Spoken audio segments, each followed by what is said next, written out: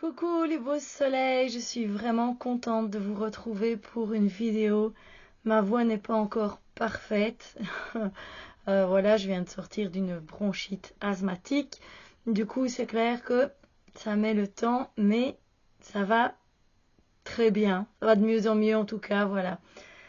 Sur ce, je vais envie de vous présenter les livres que j'ai acquis au mois d'octobre. Donc c'est un book haul d'octobre. Il y a beaucoup quand même de livres où on peut apprendre des choses, des livres de culture générale. C'est vrai que c'est quelque chose que j'aime beaucoup.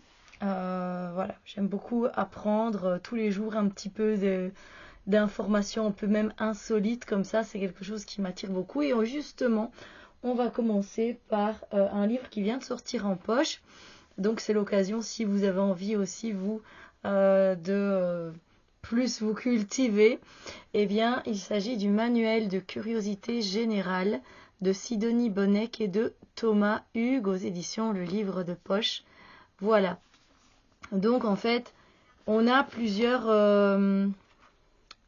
Alors, on a un sommaire et dans le sommaire, vous allez retrouver en fait l'histoire, la langue française, leçons de choses, c'est déjà demain, sciences, nature, géographie, économie, culture, sport, gastronomie, cours de récré. Et donc, vous avez une petite préface évidemment, et vous pouvez peut-être faire comme moi, vous faites comme vous voulez, hein.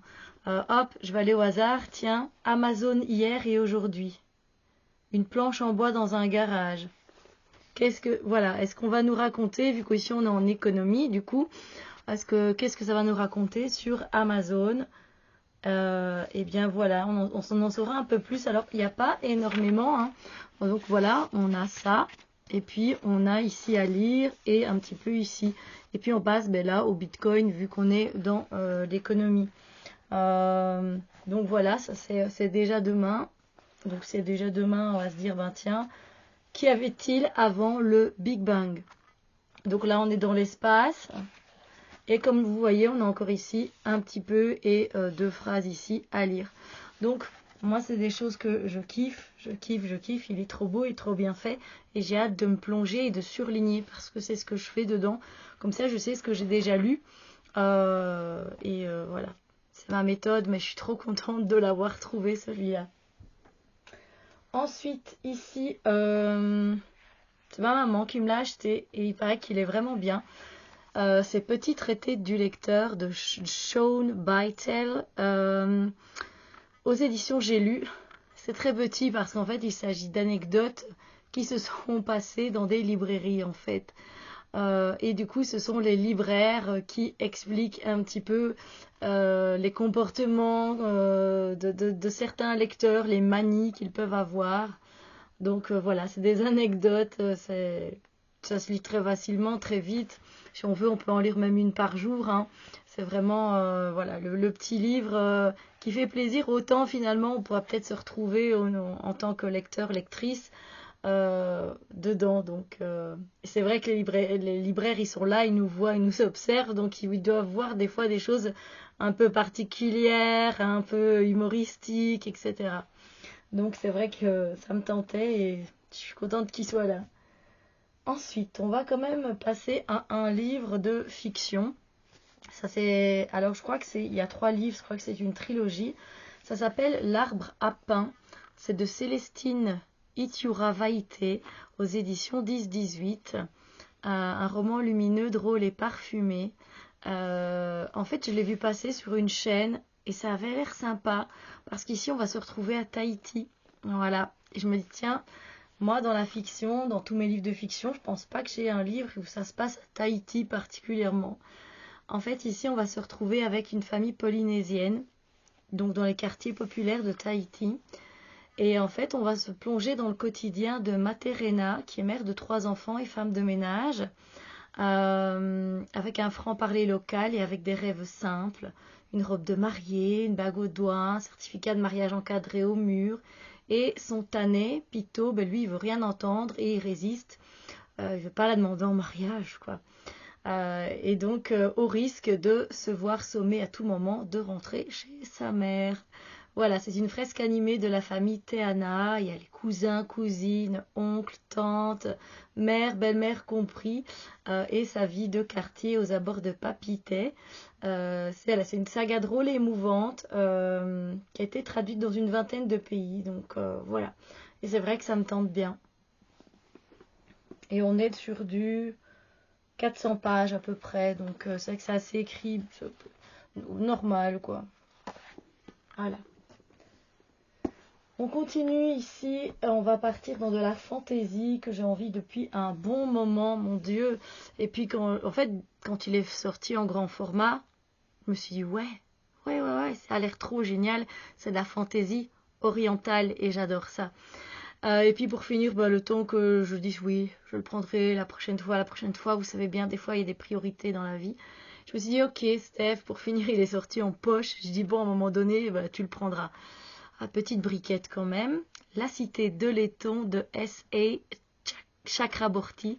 Désolée si j'ai écorché. Aux éditions J'ai lu. Alors, effectivement, moi je trouve ça beau. En plus, les en-têtes, même au livre de poche, voilà, il y a quand même cette petite en-tête orientale qui est sympa. Je pense que c'est à chaque fois. Et ici, on est sur du... Ah, c'est bien, ils expliquent qu'il y a un glossaire à la fin pour expliquer les créatures. 690 pages, c'est pas rien. Alors, je sais qu'il y a déjà le deuxième qui est sorti. Je crois que c'est une trilogie. Alors, ici, en fait, on va se retrouver au Caire, au XVIIIe siècle.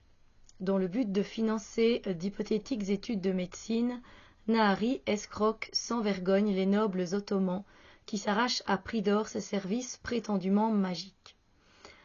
Mais, lors d'une de ces séances, elle invoque accidentellement un guerrier djinn, Dara, et déclenche une chaîne d'événements qui les conduira tous deux à quitter précipitamment le Caire. Leur périple à travers les sables brûlants du désert, grouillant de créatures de feu et de rivières où dorment des êtres mythiques, a pour destination Daevabad, la légendaire cité de laiton. Donc voilà, au cas où il y a un glossaire à la fin, c'est toujours bien de le savoir. Voilà, c'est sympa. On est vraiment dans de la fantaisie pure et dure, donc c'est toujours bien quand il y a un petit glossaire qui vient nous rappeler, tiens, c'est qui ou c'est quoi cette créature encore. Alors, on continue dans de la fiction. Lui aussi, je l'avais vu passer en grand format. Depuis le temps, il est sorti en poche. Très très belle. D'ailleurs, la couverture, L'Antidote mortel de Cassandre Lambert aux éditions Le Livre de poche. Est-ce que le 2 est déjà sorti? Je ne sais pas. Mais voilà, c'est écrit assez espacé, petit mais assez espacé. On est sur du 510 pages, donc clairement on est quand même sur un beau bébé. De quoi ça parle? Je me demande quand même, je pense que le 2 est déjà sorti. Whisper, princesse prisonnière du palais, subit la tyrannie de son père et refuse l'avenir qu'on lui impose. Eden, orpheline, ne vit que pour accomplir une sombre vengeance qui nécessite ruse et sacrifice. Jadis, jeune et modeste... Ah oui, en fait, c'est son nom, à chaque fois ça me perturbe. Il s'appelle Jadis, c'est un homme. Un jeune et modeste paysan doit porter à la reine une mystérieuse fiole, sans savoir que sa mission pourrait faire basculer le royaume tout entier. 3 personnages, 3 destins aussi liés qu'opposés. Au bout de leur route périlleuse, il faudra que justice soit rendue. Apparemment, c'est vraiment très chouette, donc voilà. Bon, alors oui, évidemment, je ne pouvais pas m'arrêter qu'à un livre de culture générale. J'ai trouvé, tu sais pas quoi, il y a 2 volumes, j'en ai pris qu'un, petite encyclopédie étonnante de Chris Pavone. Je ne se prononce peut-être pas en italien. C'est les éditions de L'Opportun. Alors là, par contre, vous allez voir, on a juste des infos comme ça. Voilà. Là. Voilà. Vous voyez, c'est comme ça que ça se présente. Vous ouvrez, hop, bam. Et vous avez des petites infos à lire. Donc c'est pas... Enfin, moi je trouve que ce format-là, il n'y a pas grand-chose non plus. C'est vraiment... On n'a pas à lire 10 pages, quoi. Donc moi, ça me convient. Et ici aussi, du coup, j'aurais envie d'aller beaucoup plus loin d'en faire plusieurs. Donc c'est donc je l'ai dit, tu sais pas quoi. Et oui, voilà, c'est super sympa. Il y a 350 pages. Oh, allez, on va prendre une anecdote au hasard. Alors, la forme conique de l'œuf l'empêche de rouler en ligne droite, il tourne en rond. Cela évite qu'il ne s'éloigne trop loin du nid. Ok, d'accord. Prendre une autre. Alors, le saguaro, c'est un fameux cactus des déserts américains, met 75 ans, donc 75, pour développer un seul de ses bras latéraux. Vous voyez ce genre de cactus, quoi. Quand même 75 ans pour que oui, les bras latéraux des cactus poussent. C'est fou, hein? Donc voilà, moi j'adore apprendre ce genre de petites informations. Ça me fait plaisir, ça me fait du bien. Alors, on continue avec l'apprentissage. J'ai trouvé en seconde main celui-là, mais je suis très contente. C'est Doc Seven. Je le suis sur sa chaîne YouTube et j'adore regarder tout ce qui sort. En plus, c'est toujours par 7. À mon avis, ça doit être son chiffre préféré. Peut-être qu'il l'a déjà dit. J'en sais rien, mais moi, c'est un de mes chiffres préférés. Et Doc Seven, c'est lui. Et sur YouTube, généralement, il vient vous présenter 7 histoires incroyables, très terrifiantes. Par exemple, ici pour Halloween. Enfin, je ne vais pas aller les regarder parce que je suis quelqu'un de flippé. Mais voilà. Ou alors il va faire 77 faits sur l'Italie. Voilà, je dis comme ça. Hein. Mais c'est très intéressant. Et du coup, on a le tour du monde des infos insolites. Et on va peut-être retrouver, du coup, c'est aux éditions First Editions. 7 des lieux les plus hantés de la planète. 7 inventeurs tués par leurs inventions. Ça peut être comique. 7 trésors introuvables. 7 animaux ayant des super pouvoirs, 7 des plus stupides Darwin Awards. Donc voilà, on a vraiment tout ça. Donc il est en assez bon état, je dois dire, le livre, donc c'est cool. Voilà, 7 objets cultes des années 2000. Et alors on part du top 7 jusqu'au top 1, quoi. Et on a, vous voyez, les crocs ici, en top 1. Ah non, c'est en 3. Pardon, des fois c'est sur 2 pages. Des fois c'est sur 2 pages. Ouais, parce que le 1, il est là. Le smartphone, année 2000, ben oui. Les crocs, hein, le style à toute épreuve. Il faut que je vous lise, hein. On est d'accord. Les crocs, ça date de 2002, mais c'est surtout à partir de 2006 que les ventes décollent. À la base, ces petites chaussures en plastique sont faites pour être utilisées à la plage ou près de l'eau, mais à leur sortie, l'engouement est tel qu'on les utilise pour tout. Les enfants en raffolent et les crocs deviennent vite très tendance, au point que certaines stars s'affichent avec. 10 ans après, les ventes de ces chaussures sont en déclin. Une mode plutôt éphémère. Bah oui, voilà. Et donc, on va se retrouver comme ça avec 7 invasions improbables. J'en ai lu une dans un des livres, dans la prison d'Alcatraz. C'était très intéressant parce que voilà, elle est réputée inviolable et apparemment il y a 3 gars qui ont essayé de s'enfuir avec, ils ont fait un trou avec des petites cuillères en fait. Alors est-ce qu'ils, voilà, dans la baie de San Francisco, est-ce qu'ils ont su traverser, est-ce qu'ils sont morts noyés ou pas, on le saura jamais. Mais voilà, c'est apparemment la seule histoire. Euh, voilà, cette manifestation historique, on a plein de choses. Et c'est génial, il a sorti d'autres livres également, il en a sorti 3 je crois en tout. Et il y a un autre livre que je vais me commander le mois prochain. Enfin ce mois-ci, au mois de novembre. C'est vrai que je vous tourne cette vidéo, on est au mois de novembre. Ah non, on est le 31 octobre. On est le 31 octobre. Ouais. La veille de Samhain. Du coup ici, il a sorti 777 faits à travers le monde ou quelque chose comme ça. Je regarde s'il n'y a pas, mais je vois pas. Je crois que ça c'est bon, son premier livre, ça. Ouais. Et il en a sorti un autre avec les créatures mythiques, mythologiques. Voilà. Alors, on continue cette vidéo. N'hésitez pas à prendre quelque chose pour boire et tout, parce que il y a encore quelques livres quand même, il y a un peu de tout. J'ai craqué en octobre. Alors, un livre de fiction magnifique, Serpent and Dove. J'ai essayé de me le procurer depuis très longtemps et c'était pas évident. C'est de Shelby Myrene aux éditions DS. DS. Je connais pas. C'est une Bible. Le livre est une Bible. 567 pages. Voilà. On a quand même de quoi lire dedans. Et ça m'a toujours attiré ce livre, mais j'arrivais pas à le trouver, ou dans ma librairie, c'était pas possible de le commander. Sachez qu'il sort en poche au mois de janvier, au cas où. J'ai pas pu attendre, voilà. Et le 2 vient de sortir. Voilà. C'est une trilogie. Ici, on nous parle de Louise, et en fait, il y a 2 ans, elle a fui son clan, elle s'est réfugiée dans la ville de Césarine, où les sorcières, comme elle, sont craintes, chassées, brûlées. La jeune femme a renoncé à la magie et vit désormais de petits larcins. Alors qu'elle prépare le vol d'une bague magique très rare, les événements vont s'enchaîner pour tout faire basculer dans le chaos. De son côté, Reid, c'est un chasseur assermenté par l'Église. Il vit sa vie selon un seul principe, ne pas laisser une seule sorcière en vie. Son chemin n'aurait jamais dû croiser celui de Louise, mais un concours de circonstances va les rapprocher malgré eux et les contraindre à une union impossible et inattendue, le saint mariage. La guerre entre les sorcières et l'Église est ancienne, et les dangereux ennemis de Louise représentent une terrible menace. Partagée entre ses sentiments croissants et sa nature, la jeune femme va devoir faire un choix entre le cœur et la raison.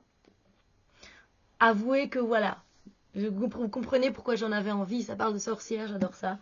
Donc effectivement, je suis contente de l'avoir enfin dans ma bibliothèque. Alors, après, il faudra ranger tout ça. Je sais pas où je vais trouver de la place. Ça, je l'ai vu, j'avoue, je l'ai vu chez Club. Et quand je l'ai vu, j'ai fait la couverture, elle était trop canon. Et il y en a bien 4-5 qui sont déjà sortis. C'est Esther et Mandragore, un petit livre jeunesse, bien sûr. Sophie, donc c'est une sorcière et son chat, c'est le tome 1. Comme je vous dis, il y en a bien 4-5 qui sont sortis. Moi, je l'avais jamais vu. C'est trop cute. Et c'est de Sophie Dieuaide et de Marie-Pierre Audoux. Parce que nous avons ici des illustrations, je vais vous montrer. L'histoire, un petit peu, eh bien, pendant quelques instants, j'ai eu vraiment peur qu'une sorcière apparaisse en homme, en femme, ou en minuscule insecte et qu'elle grogne. On avait dit, pas de magie devant les humains, Esther. Retour immédiat à l'école des sorcières pour toi et pour ton chat. Voilà, alors donc voilà, c'est écrit très grand, c'est parsemé de dessins, c'est en noir et blanc. Mais voilà, moi je trouve ça super cool. Et ça me donne trop envie de le lire. Voilà.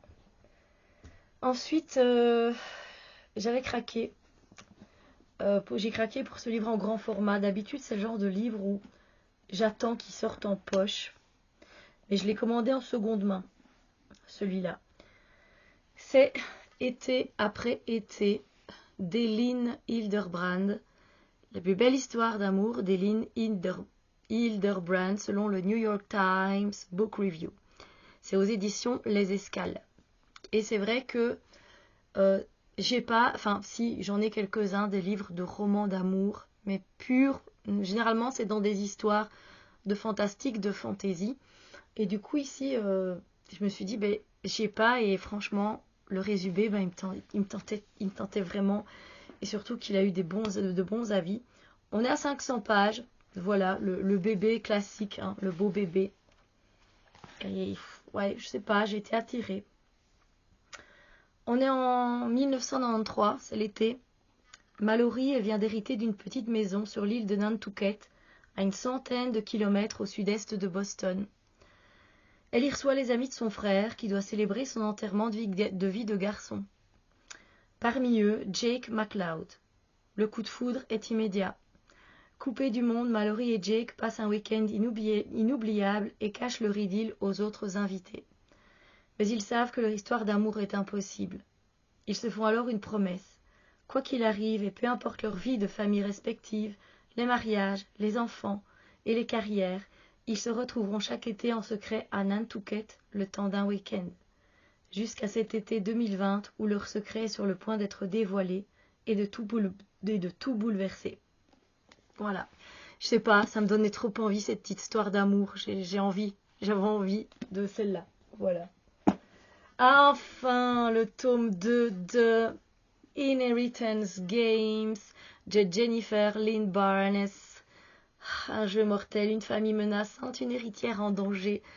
N'hésitez pas à aller voir mon point lecture où je vous parle de ce premier tome qui a été un coup de cœur. C'était une très très chouette lecture.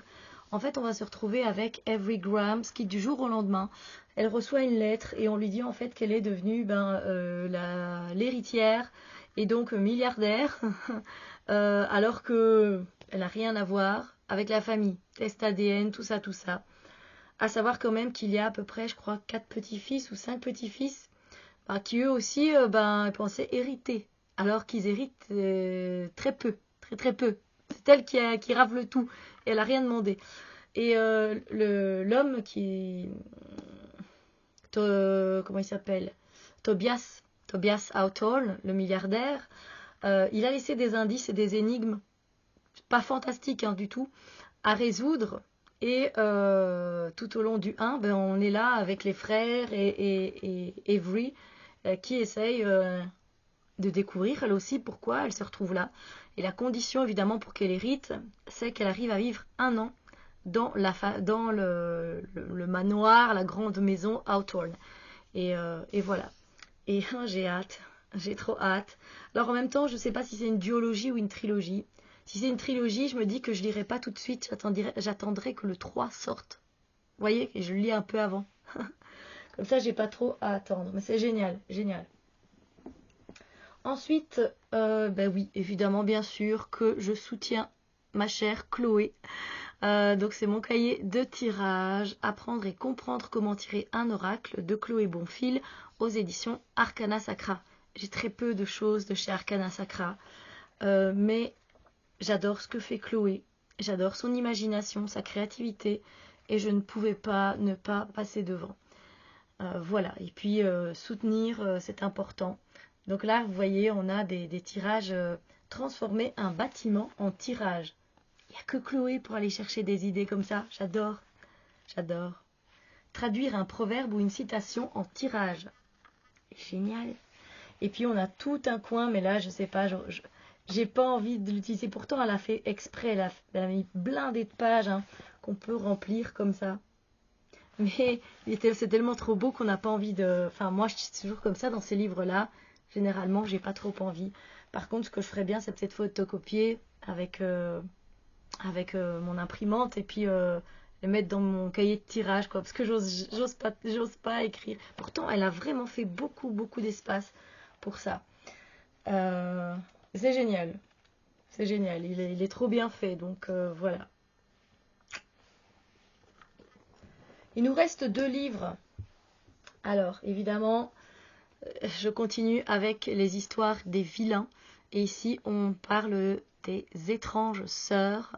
Toujours de Serena Valentino, toujours aux éditions Hachette Heroes. Et c'est de Disney, évidemment.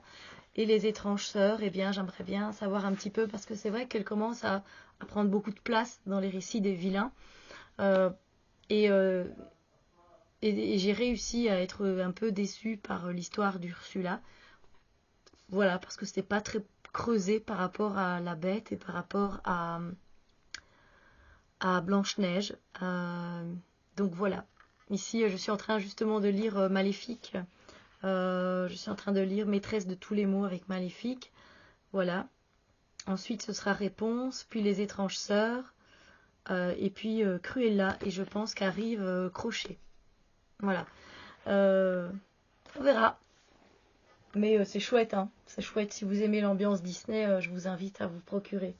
Miroir, miroir, il est comme ça. Et puis un dernier livre. Oui, les poisons.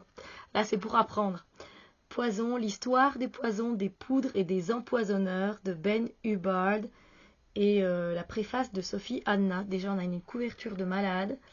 C'est aux éditions CEPA. CEPA.fr. Et voilà, et puis ici directement, là, on tombe sur le cyanure, désolé. Mais voilà, en fait, on nous explique ce que c'est, la présentation générale, les effets toxiques, les symptômes, traitements et les empoisonnements célèbres. Et puis, voilà, le suicide au cyanure d'Hitler, par exemple. Voilà. Ensuite, on a Voilà l'influence de Catherine de Médicis. Ça me fait sourire parce que je suis en train de regarder pour la deuxième fois la série Règne et il y a Catherine de Médicis dedans. Effectivement, elle a son rôle d'empoisonneuse. Voilà, donc, et ça m'intéresse grandement. En fait, c'est un sujet qui m'a toujours un peu attirée. Voilà, parce que déjà les plantes m'attirent beaucoup. Je fais moi-même des tisanes avec moi-même. Je fais moi-même les mélanges. Et des fois, je dois regarder à pas mélanger certaines plantes avec d'autres, ce qui pourrait effectivement donner une toxicité à la boisson. Voilà, donc j'espère que ce book haul vous a peut-être donné des idées, des envies lecture. Si oui, n'hésitez pas à me dire lesquelles, ça me fait super plaisir. Si vous avez craqué vous aussi, n'hésitez pas à me dire aussi sur quel livre. Et puis moi je vous fais plein de bisous lumineux et je vous dis à très bientôt pour d'autres vidéos.